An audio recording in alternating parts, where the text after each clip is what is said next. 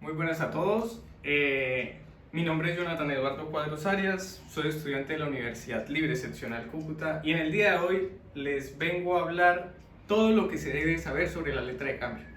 Y suena un poco misterioso de que yo acá tenga una cerveza, un mango, un cuchillo y un limón, pero es que hacer una letra de cambio consiste y tiene su minuciosidad al mismo tiempo que como se hace una michelada. Entonces, mientras que voy preparando una michelada, les voy contando un poco sobre lo que consiste la letra de cambio. La letra de cambio es un título valor. ¿En qué consisten los títulos valores? Que contienen una obligación clara, expresa y exigible a su interior.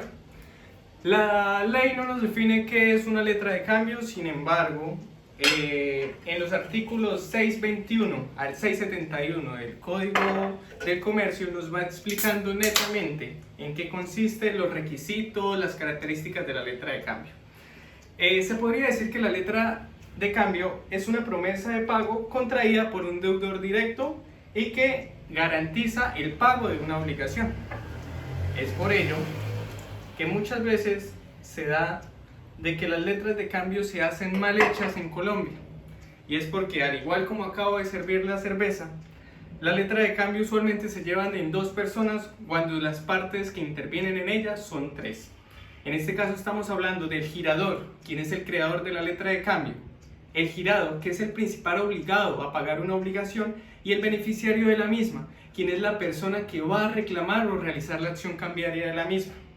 Es por esto que la letra de cambio, usualmente conseguida en papelerías, en droguerías, en la tienda de la esquina, podría tener ciertos formatos que las personas llenan en dos partes, e incompatibilidad que claramente el Código del Comercio nos establece para realizar para llevar a cabo dicho título o valor. Una vez explicadas las partes, claramente nos tenemos en cuenta de que la letra de cambio lleva unos requisitos formales a partir del artículo 621 del Código del Comercio. Estos requisitos formales son: primero, que debe tener un derecho contenido a su interior, haciendo uso del principio de la literalidad que nos establece la ley comercial. Adicionalmente a esto, debe ser un documento escrito, solemne, en las cuales las partes van interviniendo poco a poco para que al momento de realizar la acción cambiaria se tenga la posibilidad de hacerse exigible con algo de que las personas no inventen. La solemnidad es muy importante al momento de destacar el título o valor. Adicionalmente a eso, debe hacer la mención al derecho incorporado. Esta, como ahorita se los voy a mostrar, debe tener ciertas características en su formato que debe llevar para que se pueda declarar un derecho incorporado. Debe también tener la firma del girador, que para la persona del común es la persona que crea la letra de cambio, por lo cual hay ciertos requisitos esenciales que se deben tener en cuenta para que la letra de cambio se lleve a cabo. La orden incondicional de pago, en donde al principal girado se le debe mencionar qué es lo que debe pagar, en qué fecha se debe pagar y cómo se debe pagar y a quién se le debe pagar. Y por último, la forma de vencimiento, el día que debe pagar la obligación, que posteriormente pasaremos a explicar una vez que ya tenemos lista nuestra michelada y pasaremos al siguiente escenario. Para hacer la michelada requerimos ciertos materiales esenciales. Claro, esto lleva su ciencia y es también un arte. Para este caso y lograr explicar a mayor profundidad la letra de cambio, tenemos el libro de Hildebrando Leal Pérez, de los títulos valores, en los cuales vamos a sacar las principales referencias doctrinales de cómo se debe llevar a cabo la letra de cambio y sus requisitos al interior, como lo mencionábamos en el anterior cuadro. Adicionalmente a esto, tendremos en cuenta los apuntes tomados en clase, de los cuales son una gran guía para poder explicar este tema a profundidad. Como ya venía diciendo, esto es un ejemplo de una letra de cambio, de un formato de letra de cambio. Por motivos ajenos a nuestra voluntad y de fuerza mayor, tenemos simplemente este formato hecho por mis propias manos. dado la fecha en la cual se está grabando este video. Sin embargo, acá vienen los elementos esenciales que debe tener un título valor. Entonces, por un lado, al comienzo nos encontramos con la fecha, el mes y el año. ¿A qué corresponden estos datos? Estos datos corresponden a la fecha en la cual se crea el título valor, en la cual las tres partes las dos partes están suscribiendo el título valor y en las cuales se va a crear. Acá dice por. Este por con una raya consiste en el valor incorporado o el valor que la persona que tiene la calidad de girado va a cancelar en esta letra de cambio. Donde dice señores, señores es el principal valor que el girado mantiene, en la cual se denomina a él como la persona principalmente obligada a realizar este pago. La fecha de vencimiento es la fecha por la cual el principal obligado, en este caso sería el girado, va a realizar el pago de la obligación. Estas fechas tienen unas características especiales que pueden ser una fecha de vencimiento a un día cierto determinado, pueden ser una fecha de vencimiento a un día cierto después de la vista, puede ser la fecha de vencimiento a la vista o simplemente puede ser la fecha determinada un día cierto a la vista, que posteriormente pasaré a explicar. Servirá a pagar A, que es la orden de pago incondicionada que mencionaba anteriormente, en la cual va el nombre del beneficiario. Ojo, principalmente no es el beneficiario quien puede realizar el pago de la acción, sino también lo puede hacer el legítimo tenedor. Este legítimo tenedor puede ser una persona que ni siquiera haya estado en esta letra de cambio, porque a través de la figura del endoso por el cual circulan los títulos valores se puede endosar la letra de cambio y puede pasar a manos de otra persona para que ejerza la acción cambiaria.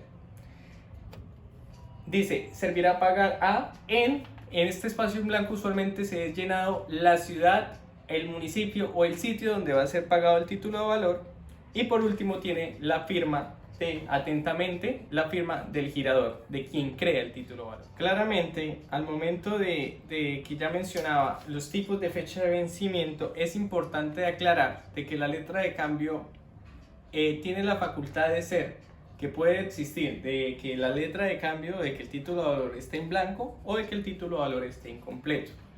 Cuando el título de valor está incompleto es porque le falta alguno de los requisitos esenciales para que sea denominado título de valor, requisitos que ya mencionamos en la primera parte de este video.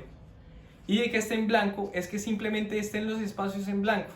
Por ejemplo, la fecha de creación del título de valor, si está en blanco, el legítimo tenedor puede llenar estos espacios porque la ley lo faculta. En este caso es la ley quien da la facultad de llenar los espacios que se consideren en blanco. Sin embargo, cuando falta un requisito esencial, se tiene por entendido de que todavía no existe formalmente el título de valor porque carece de su esencia, de un pilar totalmente necesario para ello.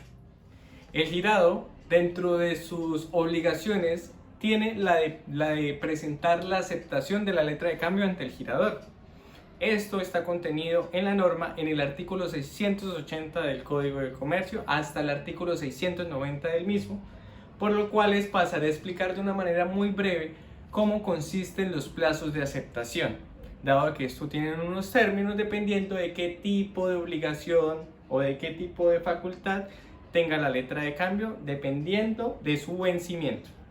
Para aclarar esto, hay tres tipos de facultades, que son la facultad potestativa, la facultad obligatoria y la facultad innecesaria. La potestativa consiste en que toda aquella letra que tenga facultad potestativa, como son los días ciertos determinados y los días ciertos después de la fecha, tienen la obligación de que se presenten el último día hábil antes o después de la fecha de vencimiento.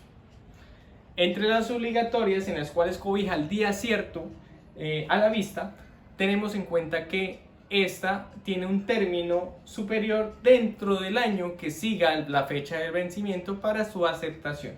Y por último tenemos la letra a la vista, la cual no es innecesaria. Estas facultades es innecesaria que tenga una cláusula para su aceptación, dado de que se hace exigible al momento de que se presente el título de valor. Para realizar el pago de la obligación No necesariamente puede ser un pago total, sino también puede ser un pago parcial. Claramente, acudiendo al principio de la literalidad, si se llegara a realizar un pago parcial por parte del principal obligado en la letra de cambio, debe constar en ella al reverso de la misma. Claro está que hay ciertas características que deben ir en el anverso y otras que deben ir en el reverso. Por ejemplo, en el anverso puede ir la aceptación y también las personas que cumplan el papel de avales. No he mencionado el papel de aval en todo el video, pero se puede resumir de que es una persona que garantiza el pago de la obligación si el obligado principal no lo hace. Este responderá siempre que esté su firma, su cédula y su dirección inscrita en la letra de cambio, reiterativamente haciendo alusión al principio de la literalidad. El pago puede ser total o parcial. El artículo 691 al 696 del Código de Comercio establece cuáles son las normativas que la ley da para que se realice este pago. Por ejemplo, puede ser la presentación de la letra de cambio para su pago, en sus diferentes facultades, la prohibición del tenedor de rehusar del pago, la posibilidad del tenedor que tiene para no recibir el pago de la letra antes del vencimiento y la responsabilidad de validez del pago, además de los depósitos judiciales de las letras de cambio vencidas que no fueron presentadas para su cobro. Esto claramente da a entender de que el pago extingue la obligación, dependiendo de cómo se presente para que se pueda exigir el pago, haciendo alusión al capítulo anterior donde mencionábamos cuál es la presentación de la letra de cambio para su aceptación. Es de aclarar de que el pago y el pago debe tenerse en cuenta al momento de que, si bien se realiza el pago de la obligación, el título de valor en manos del principal beneficiario o del tenedor, el cual a través del endoso, como ya se había explicado, tiene la facultad de exigirlo, debe ser devuelto al principal obligado de la letra de cambio o de a quien realice el pago, para que posteriormente se extinga la obligación y pues ya no exista la facultad de realizar la acción cambiaria, en dado caso de que se llegue a rechazar el mismo pago. Por lo cual, para terminar esta exposición, vamos a hablar de lo que es el protesto y el aviso de rechazo, unos temas recientemente que podríamos debatir si son obligatorios o no, dado de que son cláusulas accesorias a la misma, en las cuales su similitud consiste en que deben estar inscritas en la letra de cambio, pero el protesto puede realizarse de dos formas: el protesto por su aceptación o el protesto por el no pago. Cabe aclarar que como son accesorias no son obligatorias, pero en dado caso de que se lleguen a exigir, el protesto para su aceptación debe hacerse antes de la fecha de vencimiento del título o valor, dependiendo cuál sea la fecha del mismo que se haya corporado, si es un día cierto después de la vista o si está a la vista. Para el protesto por parte de la falta o el no pago, se tiene que tener en cuenta que se debe realizar 15 días comunes, es decir, corridos, calendario, después del vencimiento de la letra de cambio. Es por esto que, dado caso de que si la letra de cambio se vence el 31 de diciembre del 2019, tiene un plazo hasta el 15 de enero del 2020 para realizar la presentación del debido protesto. En dado caso de que la persona rechace o no acepte el pago o no acepte el protesto por su aceptación, es ahí donde entra la figura del aviso del rechazo, que es una obligación de la persona que tiene el título de valor del legítimo tenedor para que ésta realice ante un notario la constancia de que no se realizó el pago y de que las personas como avalistas, endosantes, el creador del título de valor y esto puedan hacerse cargo y tengan conocimiento de que el principal obligado no va a pagar la obligación.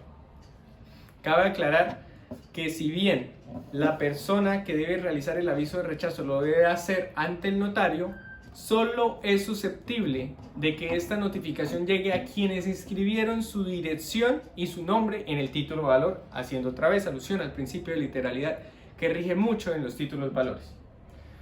Por ende, cabe aclarar de que si bien esta exposición fue una manera resumida de exponer lo que es el título de valor consagrado como letra de cambio. Hay ciertas conductas que se deben tener en cuenta, como por ejemplo los términos, la forma de pago, sus protestos bancarios, que son situaciones comunes, que son situaciones particulares, pero que en general lo que trato de exponer es cómo es que una persona o cuál es el conocimiento que debe tener una persona para que lleve a cabo un título de valor. No siendo más esta, muchísimas gracias.